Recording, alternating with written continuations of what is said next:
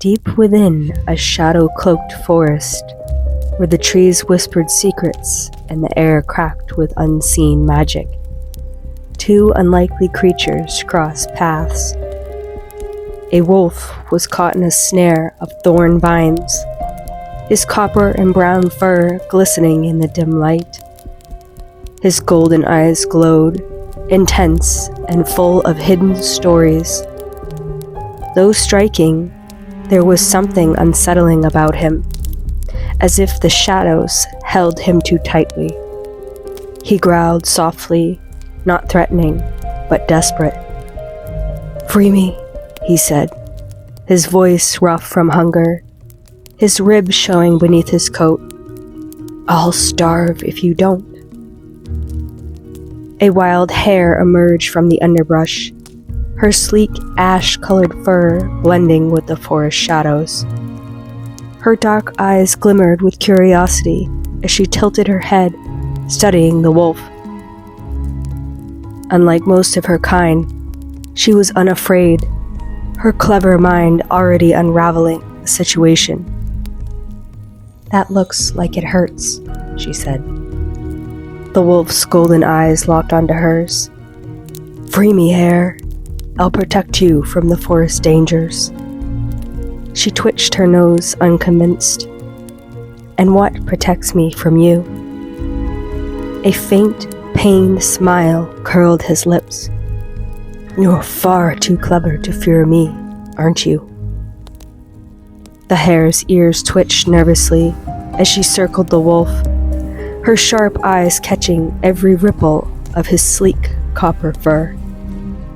"Why shouldn't I leave you here?" she asked, voice edged with caution. "You'd devour me the moment I freed you." The wolf's growl softened into a deep, weary sigh. "Do you see my ribs, hare? My strength is gone. I couldn't chase you, even if I wanted to." He winced, shifting against the thorny snare. "This forest hungers more than I ever could. It plays tricks, draws creatures like you closer to their end." The hare hesitated, her mind turning over his words.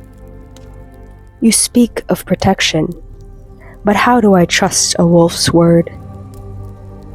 "Because I need you as much as you might need me," he rasped, his golden eyes glowing with raw honesty. "You have the wits to survive this place, but cunning alone won't shield you from the things that lurk here. Free me, and I swear by the moon, I will not harm you." The hare's nose twitched as she considered. There was no malice in his voice, only a strange, quiet desperation. Finally, she nodded. "If you break your word, wolf, you'll wish the forest had kept you." As the hare and the wolf ventured deeper into the forest, an uneasy tension grew between them. The wolf kept his promise of protection, his powerful form warding off the creeping shadows through the trees. But his aid came at a cost. Each night, as the forest grew darker and heavier with whispers, the wolf demanded stories. "Speak to me," he would say, his voice low. "Tell me stories." The hare obliged, weaving strange fables under the moonlight. Yet with each story she told, the shadow that clung to the wolf seemed to grow stronger.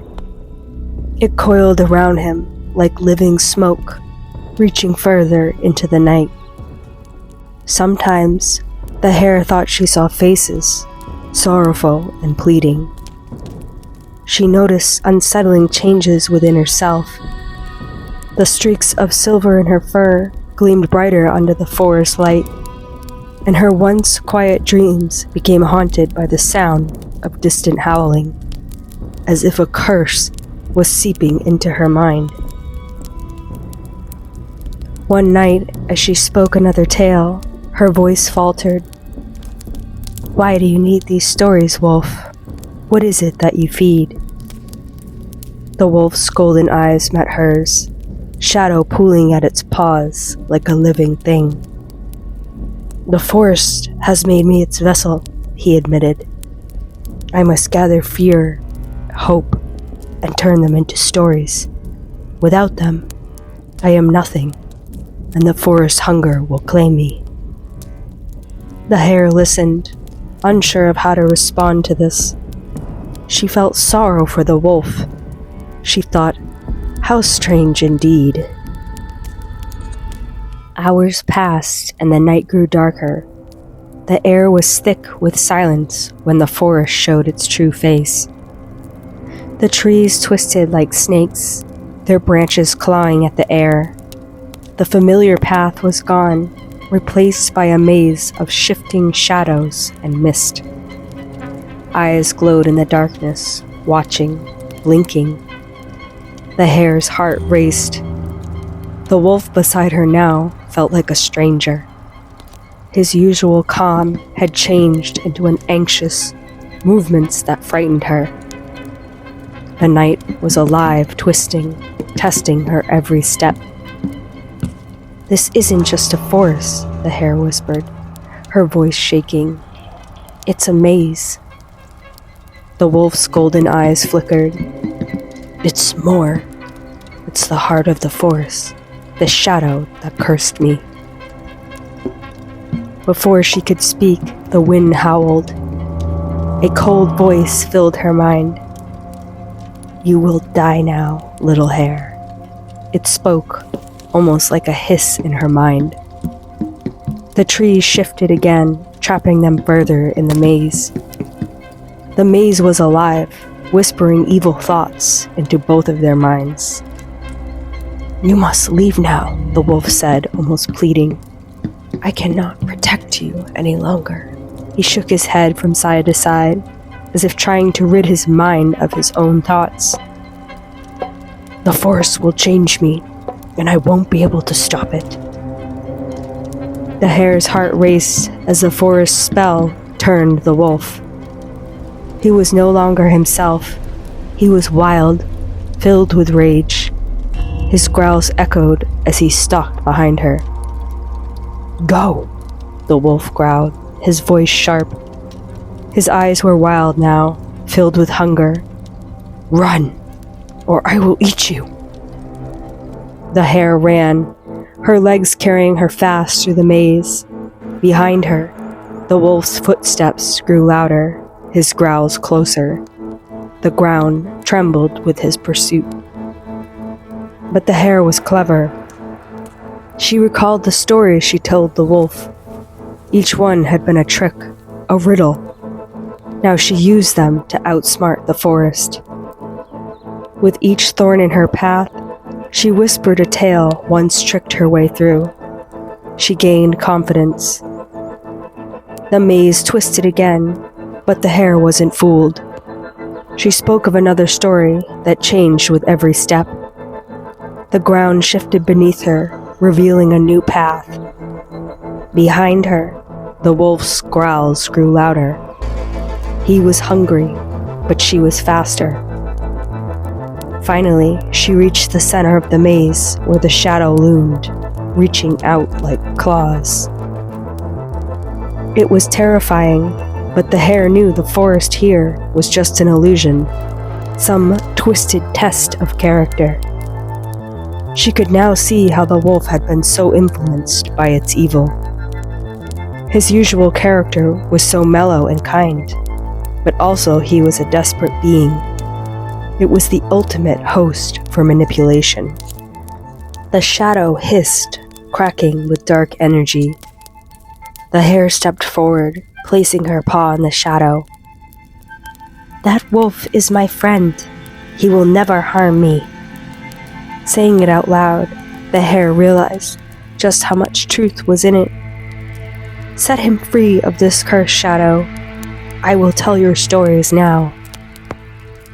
With a final shriek, the shadow recoiled. The maze disappeared slowly before her. The wolf stood at the clearing's edge, panting, but he was his usual self again. The shadow turned to mist, and the forest returned to silence. The maze of twisted trees vanished, but the wolf didn't rejoice. His fur, once thick and strong, was now thin and tangled. His golden eyes were dull, tired. He was free, but there was no joy in him left. The hare stood beside him, watching the wolf's body, weak and starved. He was no longer the loyal protector she had known. He was just a hollow version of himself, drained by the curse. His ribs showed through his fur, and his breathing became shallow. Without the curse, he was now just a starved wolf. "Thank you," he said, his voice barely a whisper. "I'm free, but I'm so tired." The hare's heart sank. She had given him freedom, but in doing so, she had never wanted the wolf to die. He closed his eyes, his body sinking to the ground. "I can't keep going," he whispered. The hare didn't know what to do. She had outsmarted the forest, but now the wolf was going to die. Her cleverness couldn't fix this. She could only stand there, feeling helpless. It was cold, dark, and all seemed lost when a strange sound filled the air, a rustling in the wind. A mighty stag appeared from the mist, its antlers wide and strong. The stag moved slowly and collapsed beside the wolf. It took a final heavy breath, then died. The wolf lifted his head, his eyes still dull, but now full of an instinctual need. Slowly, he rose on shaky legs and began to feed. He ate hungrily, devouring the creature's body as if it were the first filling food he had had in months. The hare watched in silence as the wolf ate. When he finished, he lay down beside her, his belly a bit rounder and content.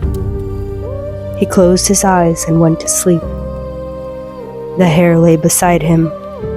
The forest had played many tricks on them, but in the end, it had given them this moment. They were not alone.